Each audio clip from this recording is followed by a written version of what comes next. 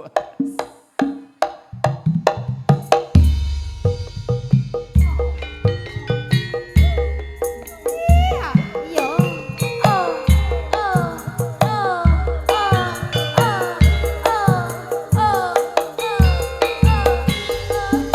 ngono.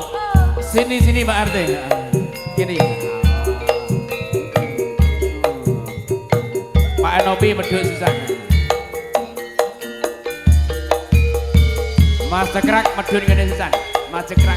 Aku iki tukang tambal ban uripe sadalan-dalan golek duit sing halal penting cukup kanggo sandang lan pangan iya.